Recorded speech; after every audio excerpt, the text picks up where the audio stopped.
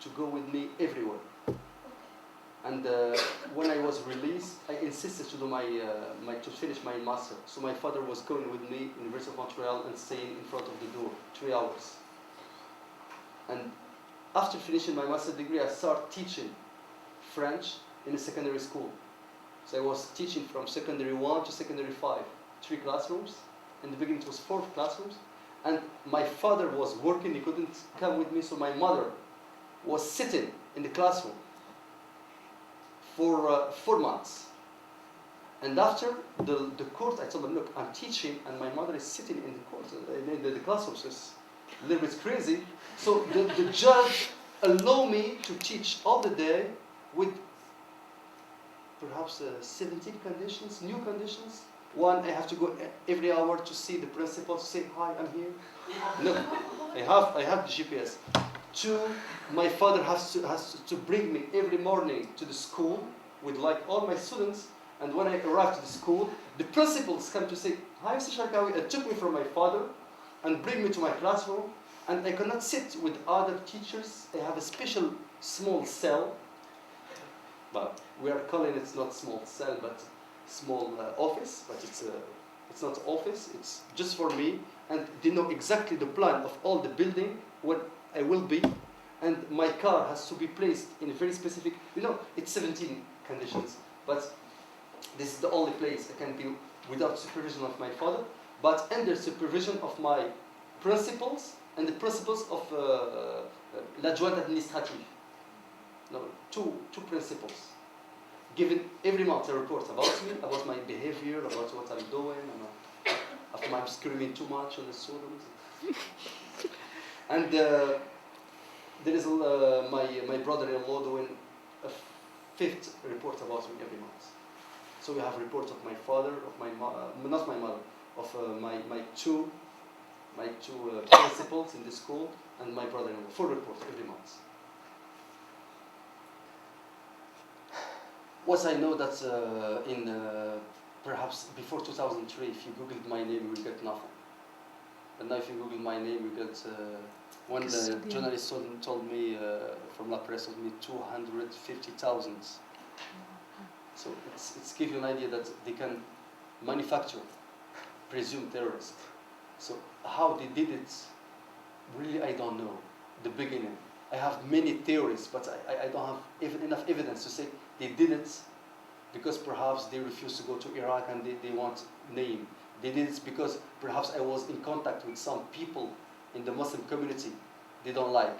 But even with this theory, those people are free now, and I spent 2 years in jail and I'm living with conditions. So they gave me 5 names, 5 presumed contacts. They told me you cannot talk to those people, but those people are free, and I'm not.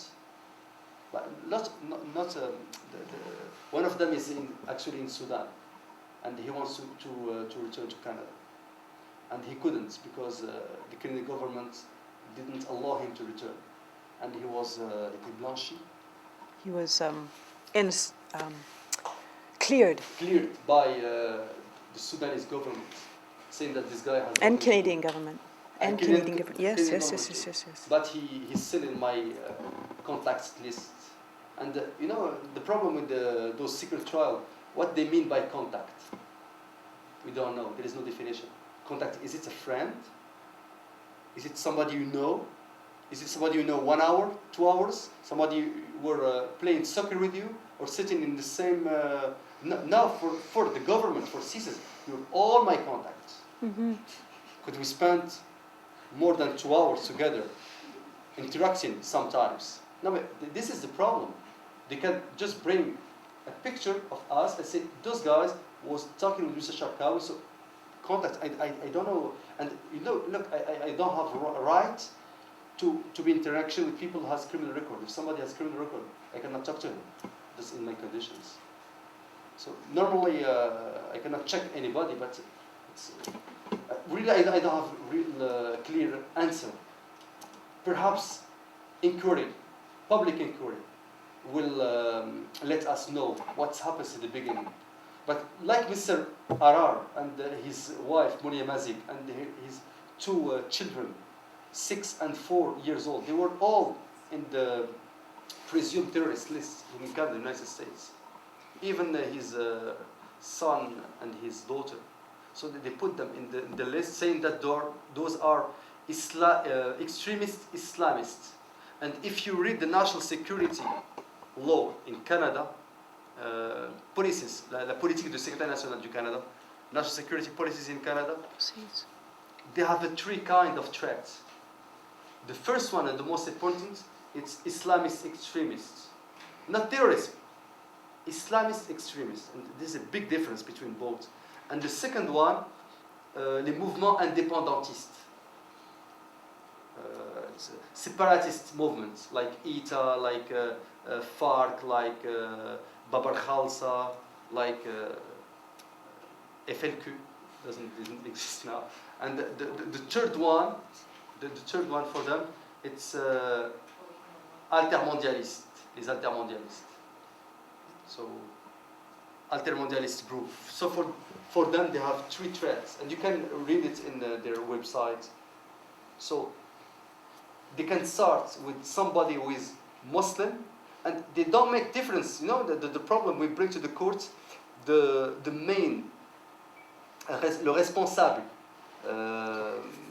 what called his name is GP. Yeah. It's the vice director of anti-terrorism islamique sunnite. C'est le directeur adjoint de l'antiterrorisme islamique sunnite. So when we asked him about his studies, he told us that he did a bachelor in Canadian studies. We asked him if he speaks Arabic. He said no, but he will learn it. We asked him if he read Quran. He said no, he started 14 years and he didn't finish. We asked him, you're specialist to the anti-terrorism Islamic Sunnite. So I wrote 2 questions to my lawyers. I told them, I swear by God, I'm sure you cannot answer. I asked him the difference of fatwa between Sunnite and Shiite. He couldn't answer. And he's the boss of anti-terrorist Islamic Sunnite. He couldn't answer the difference. So we asked him the definitions of a fatwa. What means fatwa? And he couldn't answer. So it gives you an idea about those people who are really protecting national security and their knowledge about Islamic movement, and can they really make difference between Muslim extremists and terrorists, or they make all in the same bucket? Thank you all.